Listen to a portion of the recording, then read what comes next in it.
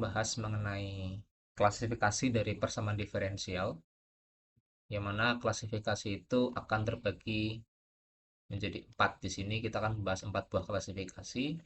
Yang pertama,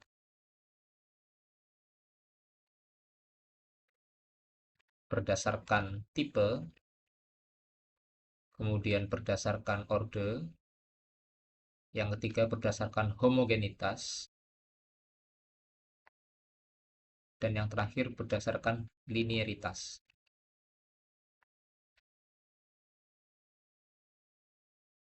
Baik, kita masuk ke yang pertama, yaitu klasifikasi persamaan diferensial berdasarkan tipe. Akan ada dua tipe yang kita bahas di sini. Yang pertama adalah persamaan diferensial biasa, dan yang kedua adalah persamaan diferensial parsial. Kita mulai dari yang biasa dulu. Persamaan diferensial biasa artinya suatu persamaan yang memuat turunan biasa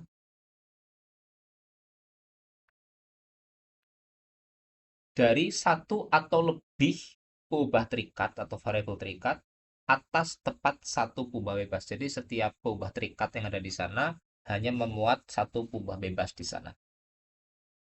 Nah, di sini sebagai contoh ada misalnya gampang aja dy dx ditambah 3y sama dengan e pangkat x.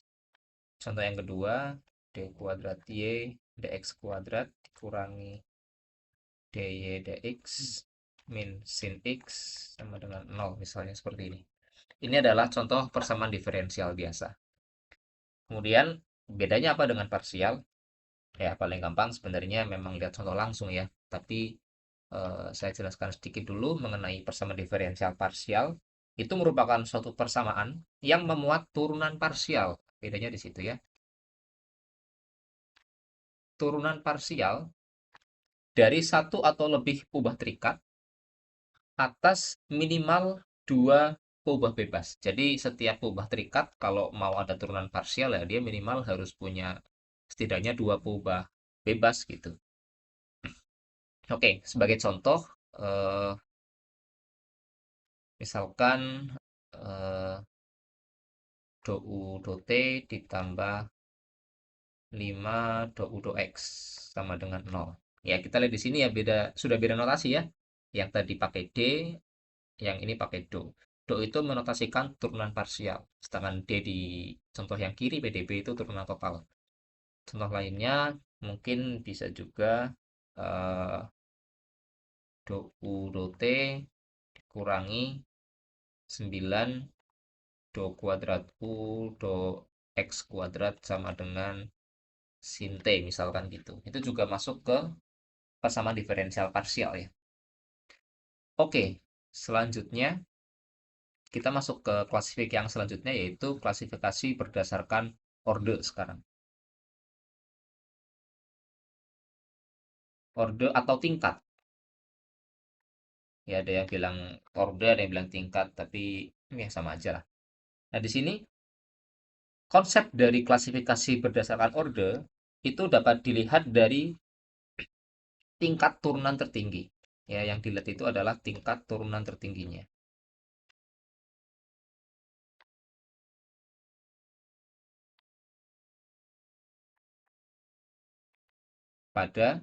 Tentunya pada persamaan diferensial itu ya. Jadi mungkin langsung contoh aja untuk yang klasifikasi kedua ini lebih enak kalau lihat contoh. Kita masuk ke orde 1. Sorry.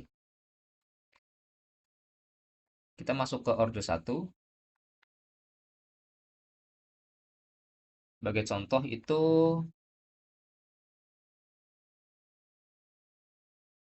misalkan seperti ini. Kemudian contoh yang kedua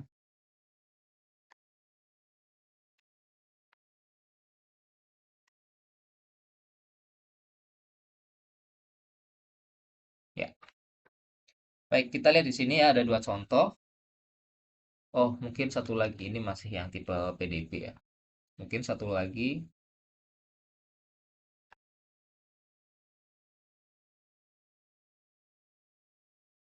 Ya, seperti ini. Kita lihat ada 3 buah contoh ya di sini.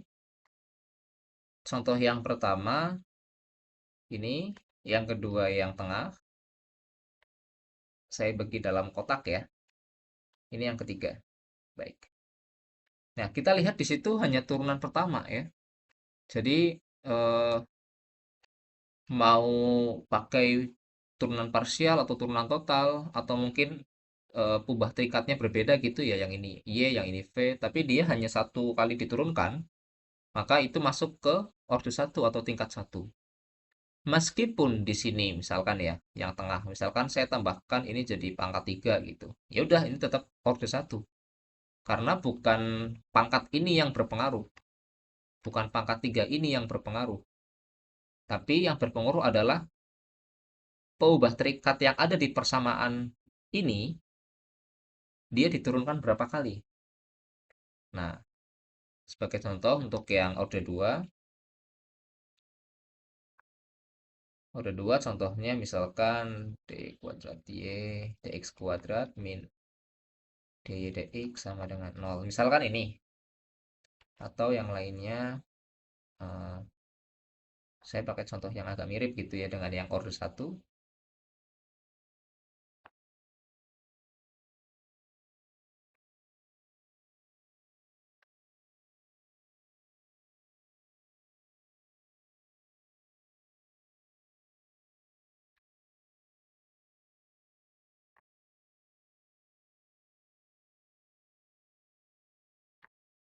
Ya, seperti ini misalnya.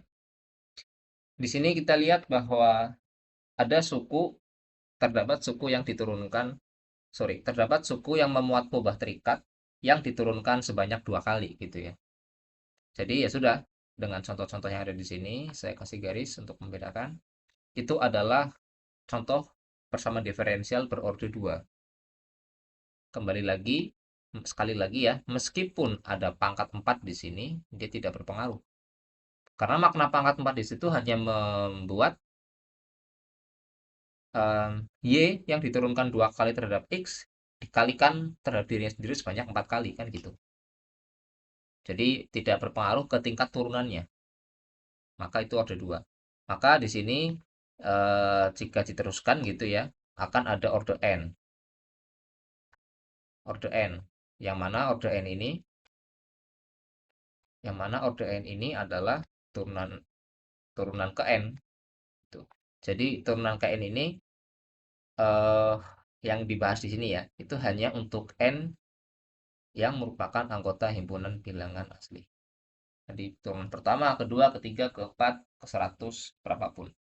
Selama nanti itu ada turunan ke N dan itu turunan terbesarnya, ya udah berarti itu adalah tingkat atau orde dari persamaan diferensial itu.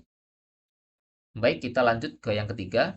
Yang ketiga adalah klasifikasi berdasarkan homogenitas.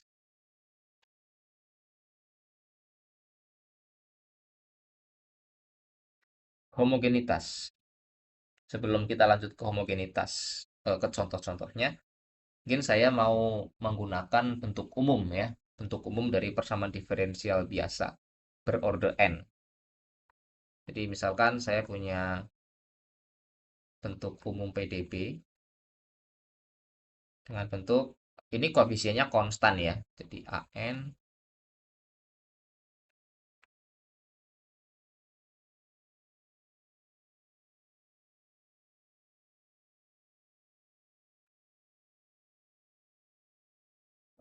langsung saja mungkin ya, plus titik.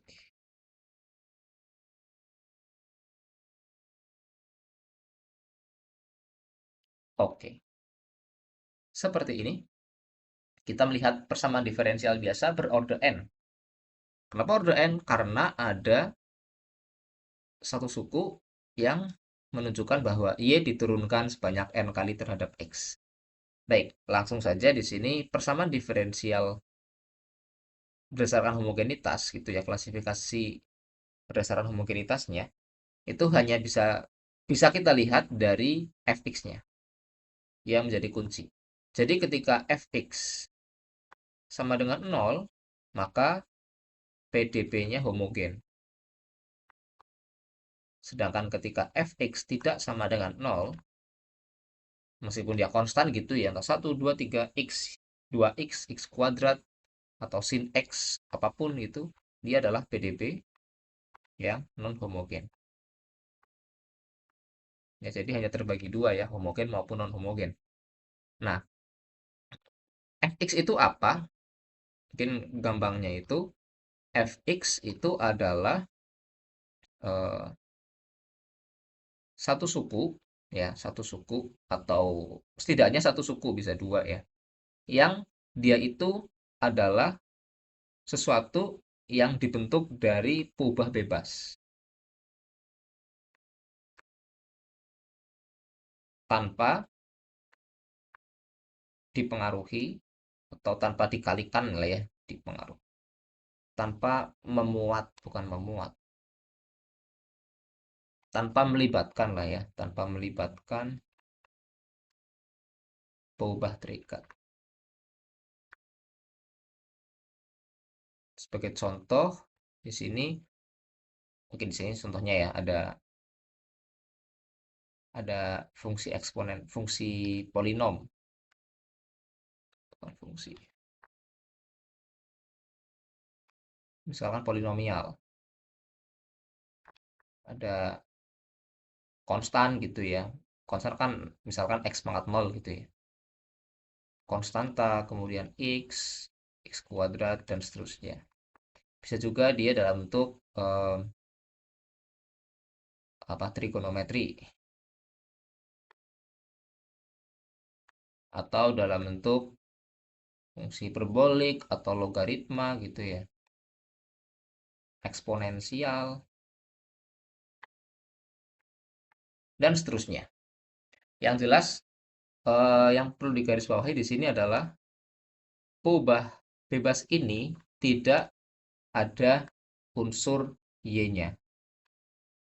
Nggak ada ya, yang ungu itu nggak ada. Jadi ketika ada ungunya ya berarti dia bukan termasuk fx. Begitu. Baik, kita langsung lanjut ke contoh yang, bukan ke contoh, ke klasifikasi yang selanjutnya, tapi sepertinya saya perlu memberikan contoh ya. Contohnya adalah, eh, mungkin saya kasih contoh dulu tanpa menunjukkan itu homogen atau tidak. Misalkan ada dy dx dikurangi x,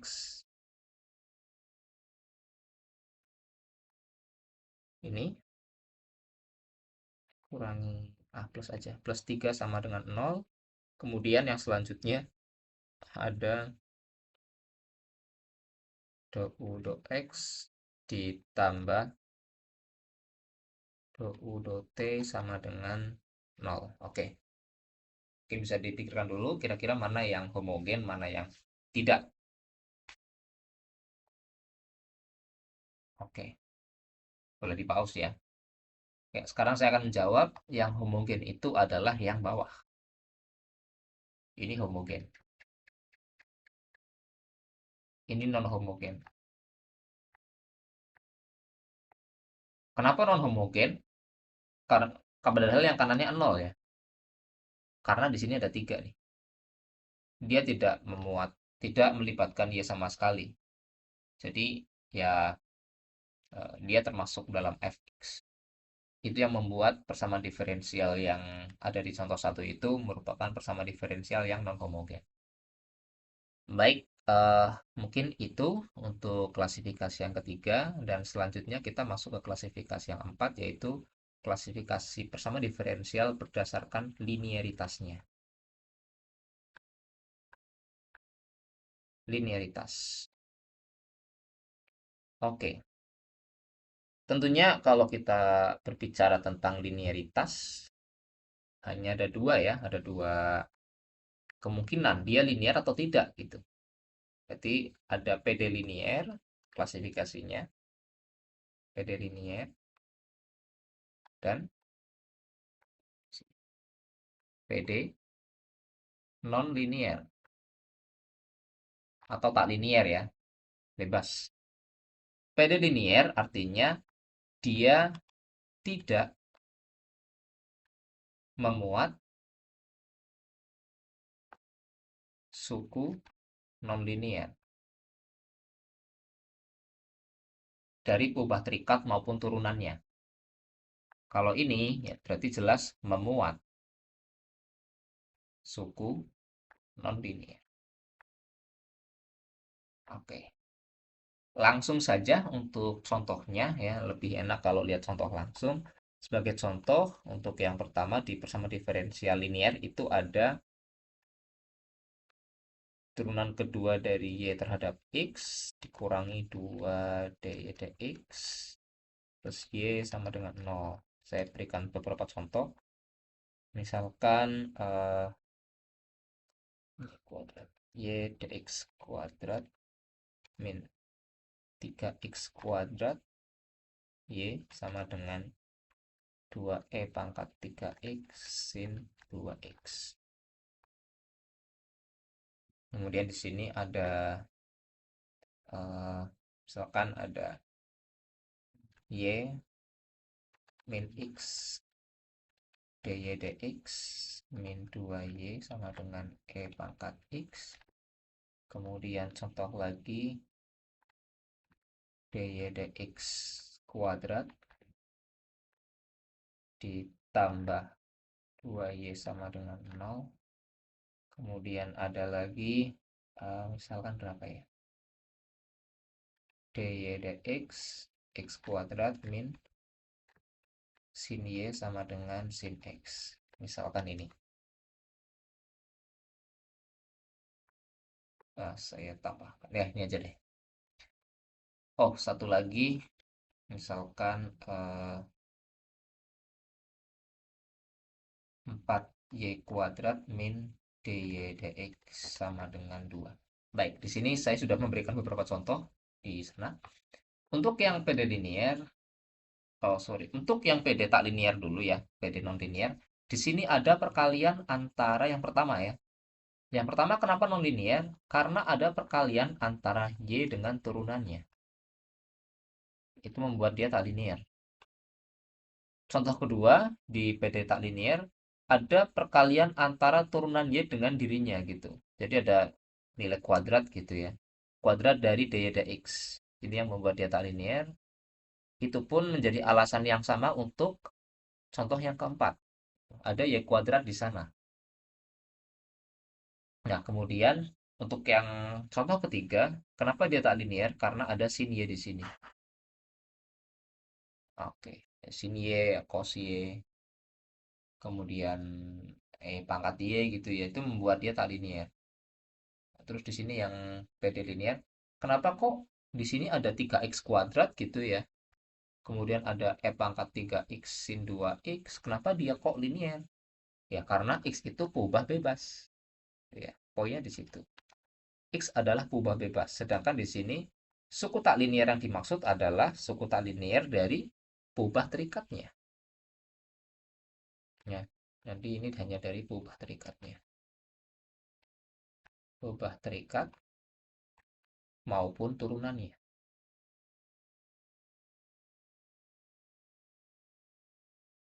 Begitu. Baik, mungkin sekian untuk penjelasan mengenai klasifikasi persamaan diferensial berdasarkan 4 klasifikasi ya. Ada klasifikasi berdasarkan tipe, tipe, orde, kemudian homogenitas, dan terakhir berdasarkan linearitas. Semoga bisa dipahami penjelasan yang singkat ini. Jika masih ada yang mau ditanyakan, bisa bertanya. Terima kasih.